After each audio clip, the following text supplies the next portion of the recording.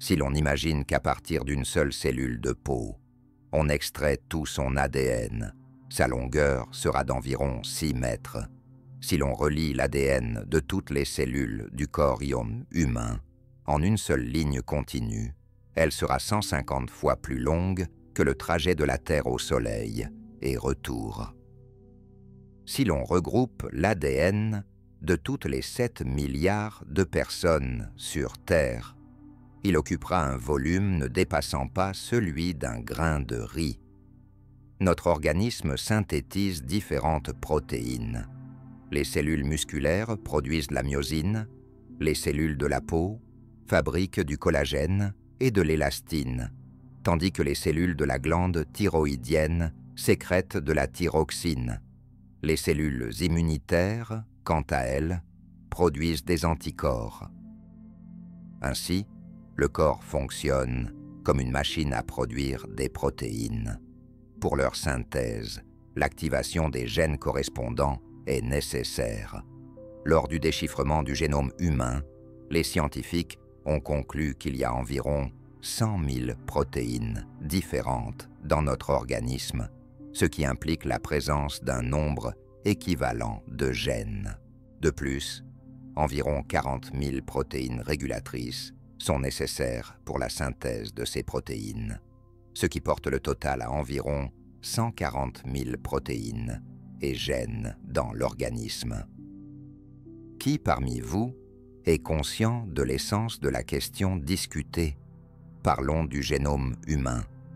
Étonnamment, il s'est avéré que parmi tous les gènes, seuls 23 000 sont actifs, alors qu'il y a beaucoup plus de protéines dans notre organisme. Dans le contexte du génome humain, il est important de noter que nous avons plus de protéines que de gènes. Cela témoigne du fait que chaque gène peut se manifester sous des milliers de variations différentes. Vous êtes identique à 98% aux chimpanzés, ne différant que sur le plan génétique à 70% des rats, et peut-être même un peu plus. En gros, une pomme contient plus de gènes que votre organisme. Imaginez que l'organisme se retrouve dans des conditions défavorables. Par exemple, si les îles Galapagos ou Madagascar se fissurent soudainement, modifiant l'environnement habituel. Dans une telle situation, l'organisme commence à s'adapter aux nouvelles conditions de l'environnement.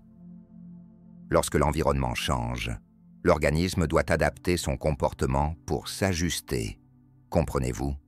S'il est capable de tels changements, cela conduit à de nouvelles expériences, n'est-ce pas? Cette nouvelle expérience, influencée par l'environnement, génère une information chimique qui commence à agir sur le génome. Lorsque l'influence de l'environnement envoie constamment des signaux, cela entraîne l'activation du gène, ce qui conduit à la formation de nouvelles substances. Par exemple, dans des conditions de froid, l'organisme développe un pelage épais, qui est une protéine. Les prédateurs qui chassent leur proie ont généralement des pattes plus longues. En altitude, l'hémoglobine, qui lie plus d'oxygène, est également une protéine. En cas de fort courant, une grande nageoire caudale se développe, qui est aussi une protéine. En s'adaptant à son expérience, l'organisme commence à produire de nouvelles liaisons chimiques, ce qui active les gènes correspondants. Ainsi, si les émotions sont le résultat d'expériences passées et que vous continuez à suivre le même cycle de pensée et d'émotions, certains gènes s'activent tandis que d'autres se désactivent, vous conduisant à votre destin génétique. Qui parmi vous comprend ma pensée? Je vais poser une question. Que faire si votre vie manque de nouveautés? Est-il possible d'activer des gènes avant qu'une nouvelle expérience ne se produise? Ce phénomène s'appelle l'épigénétique. Par exemple, si nous prenons un groupe de diabétiques et menons une expérience pendant 1 heure, de nouveaux gènes s'activent, tandis que d'anciens gènes se désactivent en raison d'un changement de l'état interne de l'organisme. vous vous dirigez vers votre destin génétique. Si vous activez constamment les mêmes gènes avec les mêmes émotions, ils produiront les mêmes protéines, ce qui conduit avec le temps à leur épuisement. En conséquence, tous les changements liés à l'âge résultent d'une production incorrecte de protéines. Certains gènes sont activés, tandis que d'autres restent inactifs. Que se passe-t-il avec votre corps en vieillissant? Que deviennent vos muscles et vos articulations? Tout cela est lié aux protéines, y compris les cheveux et la peau.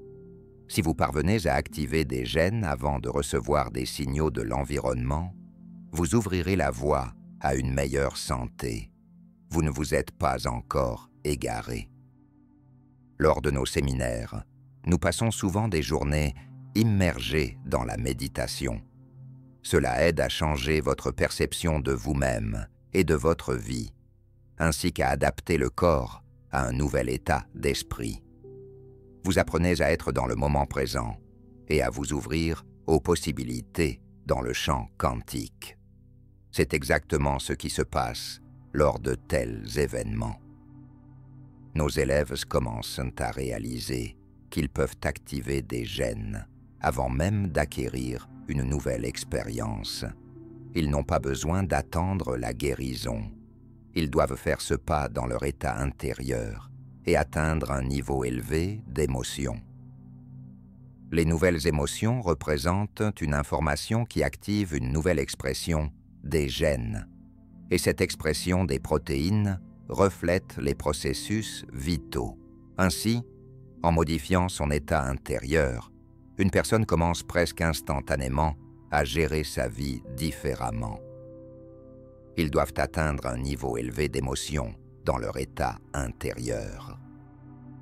Dans une expérience, un groupe de chercheurs a amené des personnes dans un centre de loisirs près de l'université de Harvard, où les participants ont été invités pendant 5 jours à se comporter comme s'ils avaient 22 ans de moins.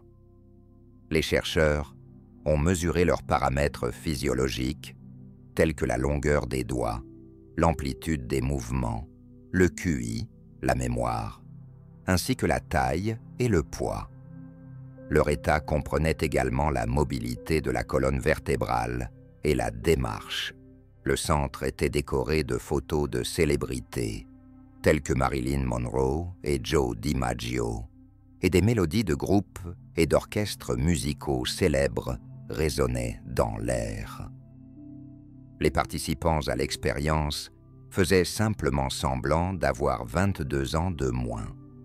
À la fin de l'expérience, la chercheuse Helen Langer a remarqué « J'ai joué au football avec eux et ils ont laissé leur canne. » Ensuite, les scientifiques ont comparé tous les nouveaux indicateurs avec ceux qui, chez les participants à l'expérience, on a observé une augmentation de la longueur des doigts, de l'amplitude des mouvements, de la taille et une diminution du poids, ainsi qu'une augmentation du QI de 60%.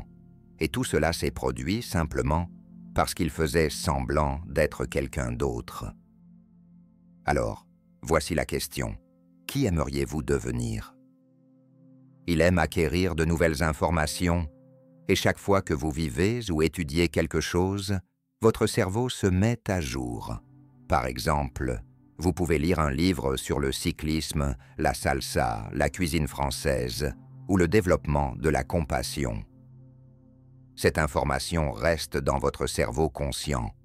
Vous l'adaptez à vous-même ou la montrez aux autres, ce qui implique des changements dans votre comportement et vos actions.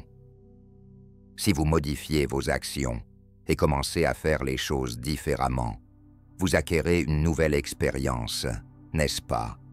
Cette nouvelle expérience, à son tour, renforce les connexions neuronales dans votre cerveau. Il adapte l'information à lui-même ou la partage avec son entourage.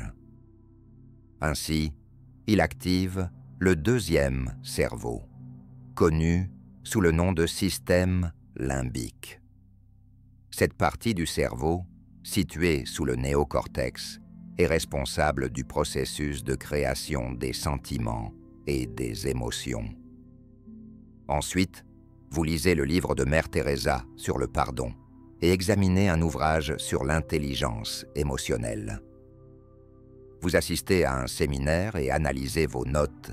Ensuite, vous participez à un webinaire. L'information arrive dans votre néocortex analytique et philosophique et soudain, vous commencez à communiquer avec les autres en disant « Hey, sais-tu quel est ton problème?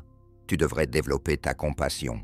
Tu as des problèmes avec la souffrance. Ouvre ton cœur. » Et encore « Écoute, tu dois pardonner. Pourquoi attendre? » Et alors « Oh oui, il est important de développer sa compétence émotionnelle et de réduire le temps de récupération. Un peu de temps, et tu apprendras cette leçon. » Beaucoup sont surpris et frappent à votre porte, désireux d'acquérir ce savoir. Ils souhaitent en savoir plus sur ce qui suit.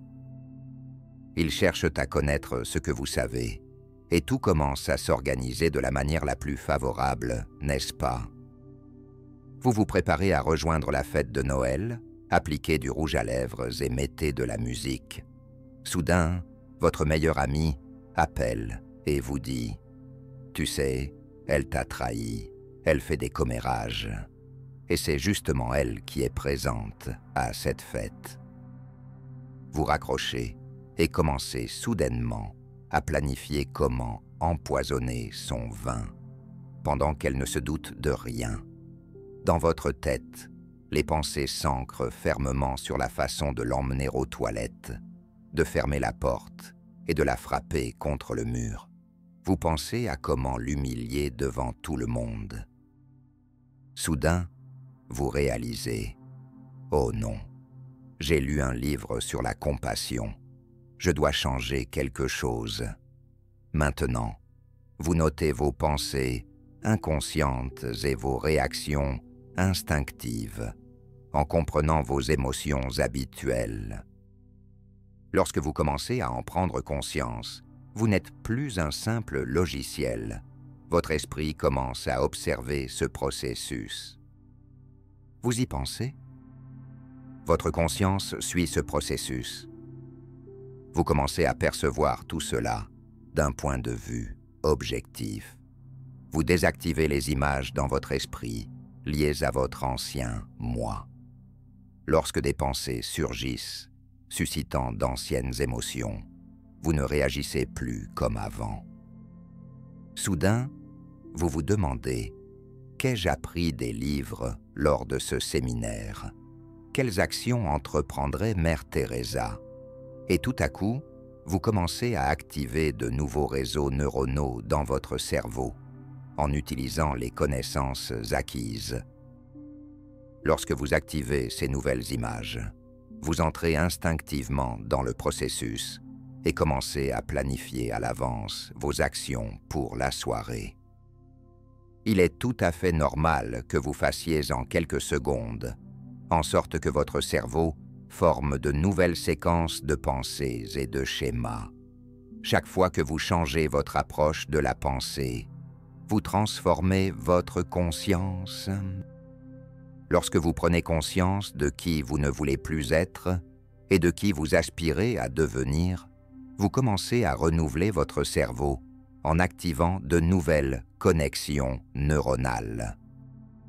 Ainsi, le soir venu, ils peuvent déjà commencer leurs activités.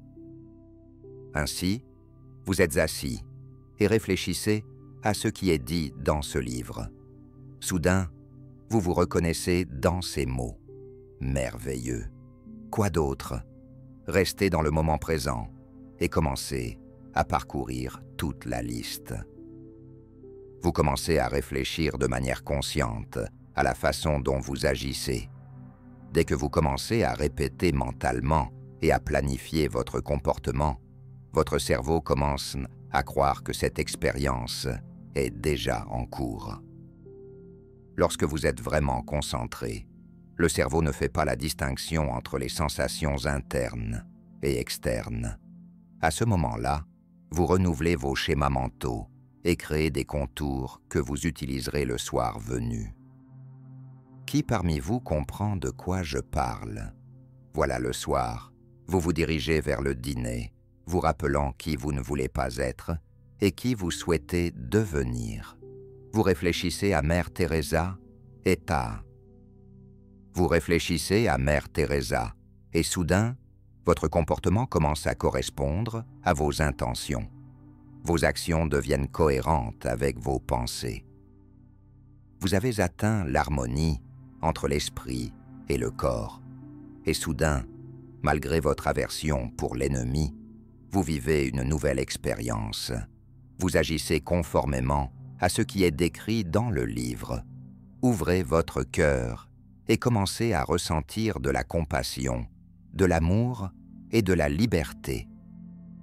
Lorsque vous ressentez ces émotions, vous éduquez chimiquement votre corps à percevoir ce que votre esprit a déjà assimilé.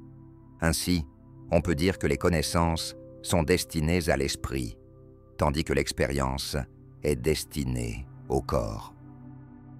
À ce moment-là, vous transférez la connaissance dans votre corps. Le monde devient tangible et vous activez de nouveaux gènes d'une manière nouvelle.